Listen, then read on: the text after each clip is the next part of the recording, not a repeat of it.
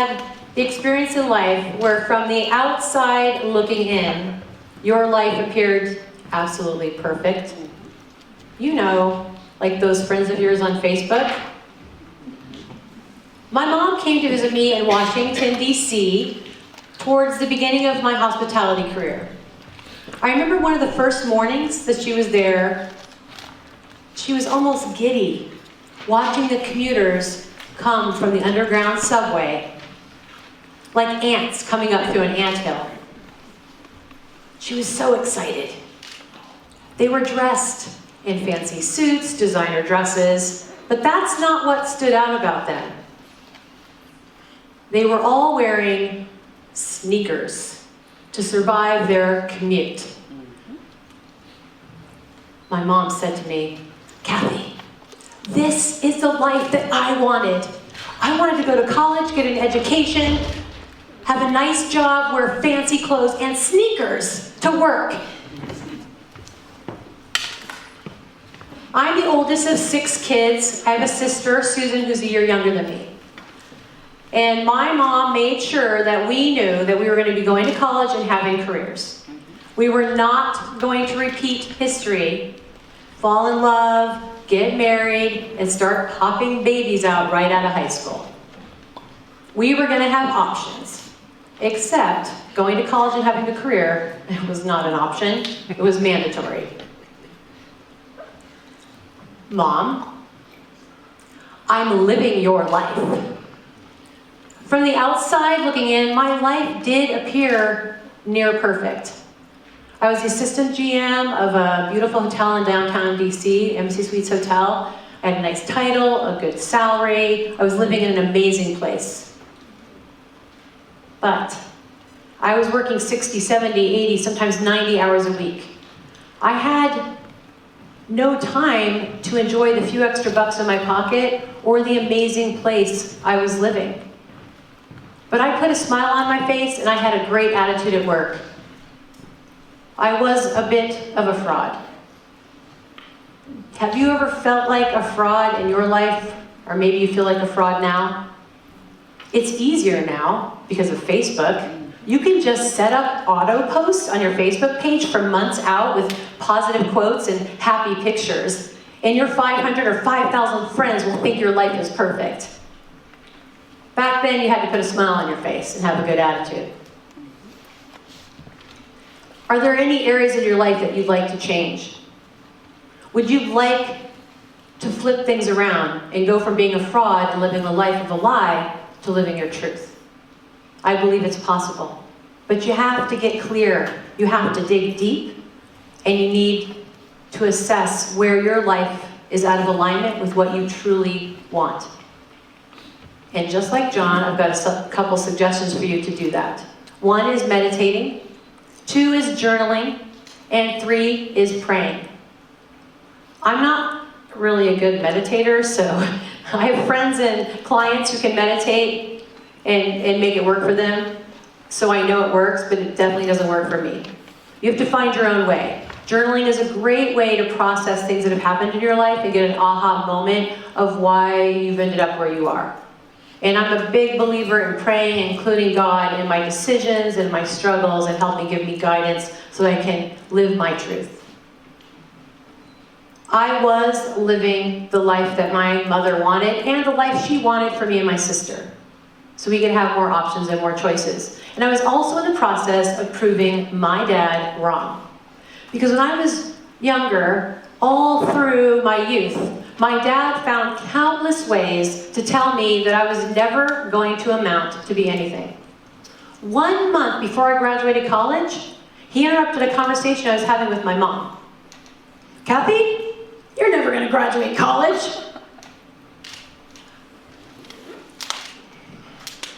"Mom, help. What do you say to such a ridiculous statement? I was 30 days out from graduating college. Any one of you who have graduated college, you know at that point, picking up your diploma is just a technicality, right? You're done. You've met all the requirements. And I did just that. I graduated and I went off to start my hospitality career. And I remember a couple years later, my dad and my brother came to visit me in Secaucus, New Jersey. I was a first-time manager, executive housekeeper of a hotel. It was a beautiful brand new hotel that I helped open. The first morning at breakfast, my dad and my brother, if you were to look over the balcony down into this beautiful atrium, you'd see them sitting at a breakfast table, and you'd see this parade of my employees coming out to greet them. Nearly the entire housekeeping staff, one by one. They'd shake my dad's hand, they'd pat my brother on the shoulder. Some of them embraced him. One refilled my dad's coffee cup. Another cleared their plates. They talked excitedly to my dad and my brother. But the funny thing is, my dad and my brother did not understand one word that my employees said to them, because they did not speak a lick of English. They spoke Spanish and Creole. But my dad did not have to understand the words to understand the sentiment of what they were saying. At dinner that night, he was reflecting on his breakfast. You know, I felt like a VIP at breakfast, like I was the President of the United States. Your employees really like you, kid. You're a success. I'm proud of you.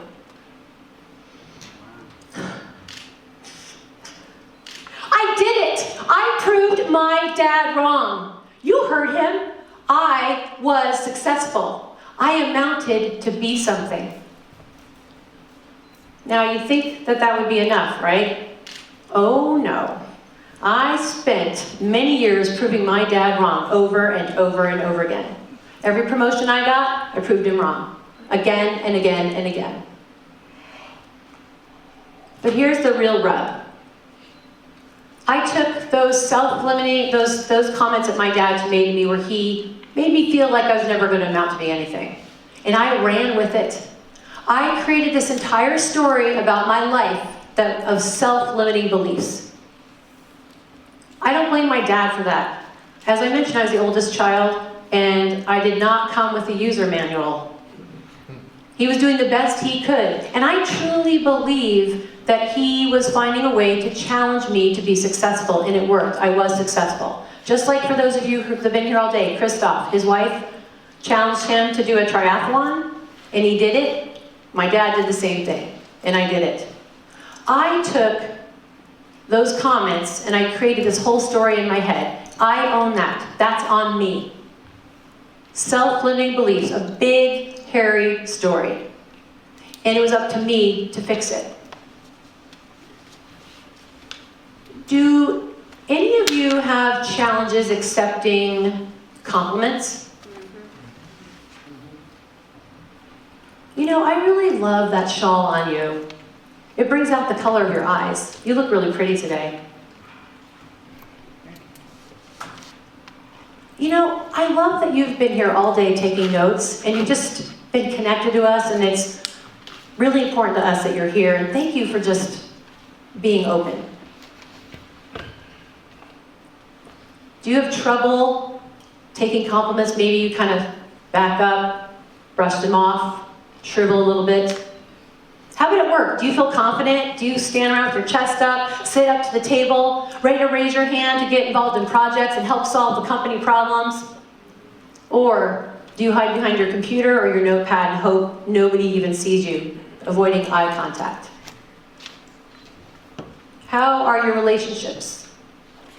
Your partnerships, romantic ones, friendships, family? Are they an equal amount of give and take? Or are you a doormat because you're afraid of losing someone? You don't want them to leave your life.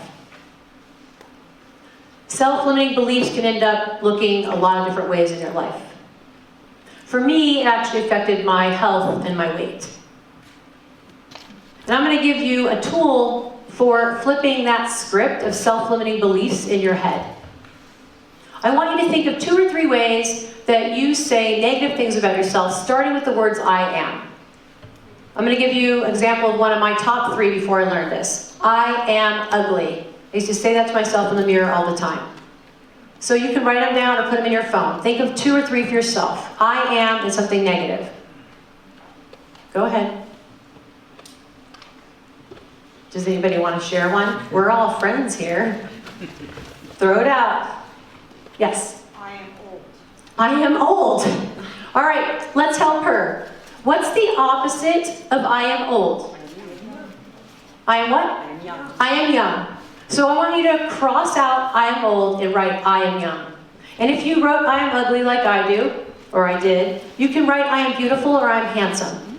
So take your three, figure out what the opposite is, cross out the bad, and write the good. And this is your new mantra.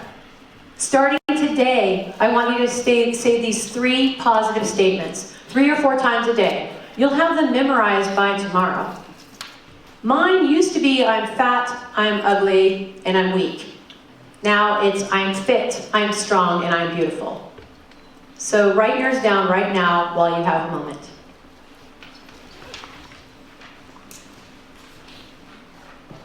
I promise you this, if you do this every day, multiple times a day, within a week or so, you'll start to recognize other times you make negative statements, and you'll learn and know how to flip them upside down, and you will literally flip your script.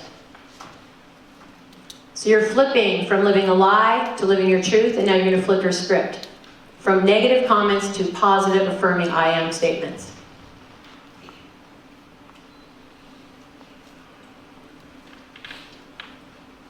Not living my truth and being a fraud and having that terrible self-limiting story that I had in my head before I learned these strategies cost a price. For me, it was my weight and my health. When I was in my mid to late 30s, I got to a point where I was at that, just under that number on the scale that you don't want to see. Do you all have one of those numbers that you want to stay under and you do everything you can to stay under it? Yeah, most of us do. For me, it was 190 pounds. Please don't judge it. I know for some of you, 190 might be like, woohoo, I weigh 190. And other people are like, oh, yeah, I get it. That was my number. We all have one. If you took my weight out of the equation, my life was looking good. I was on an upward trajectory in my career. I kept getting promotion after promotion. I was relatively happy. Everything else was going great. But I hated my body. I hated it, and I was so angry at myself for letting it go so far. And I knew I had to do something because it was creeping into the rest of my life.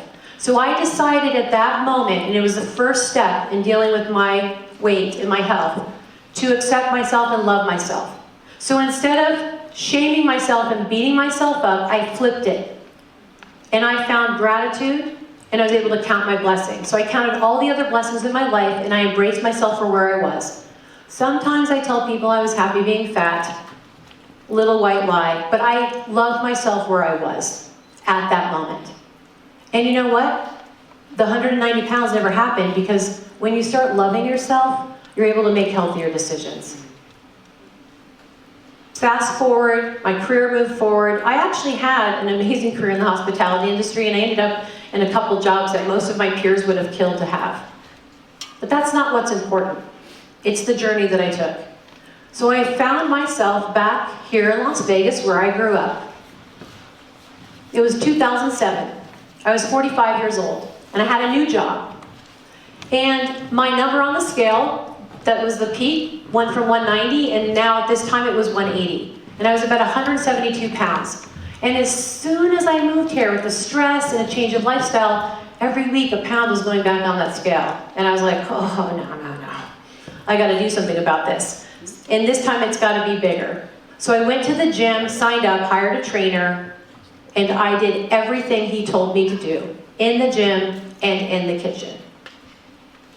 Every day, every week, every month. I followed his instructions. And after 2 years, I found that I had lost 40 pounds and dropped 4 dress sizes. All those little changes I made in the beginning rippled almost into a snowball. And at 47, I was in the best shape I had ever been in my life.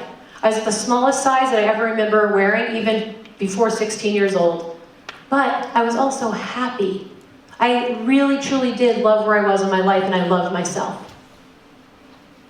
What price have you paid in your life for being a fraud and for writing your own self-limiting script? How has it resulted in things not being where you want them to be in your life? Do you know what your truth is? Do you know where your script is awry? One morning, I was going to meet with my boss. I remember it. I remember what I was wearing. I'm sitting outside her office. It's like 8:30 in the morning. The door opens, and I see my boss, and then to her left, I see the head of HR. You've been there. I know exactly what's about to happen because I've been on the other side of that desk having those conversations with people. This is all I remember. Blah, blah, blah, blah, blah, blah, blah, blah, blah. I don't know what they said, but in my head, it was loud. We're gonna be okay, right? This is happening, oh my God, we're losing our job? This is what we wanted, right? We hate that new guy, right? We hate this job, right? It's gonna be all right, right? And then when the blah, blah, blah stopped, the voice in my head stopped, they handed me some papers to sign later, and I walked out, got in the car, drove home, put some sweats on and sat on the sofa. And I thought about my friend Kathy, who had lost her job, same name, yes, a couple years ago and before that. And it took her about 6 months to get over it. It took me 1 day. And let me tell you why. Because I had started 2 years prior to create change in my life. I was on a forward momentum of living my truth with a new script in my head. So now, losing this job, I was actually able to go after the truth. And I was able to publish that new, limitless script that I had written for myself. And I was happy and healthy. And that's why I'm able to be here today, and that's why I'm here today. Because just like my intro said, I want you to know if I did it, so can you. So can you. But there's one last step. It's changing your perspective. It doesn't matter what your life looks like from the outside in.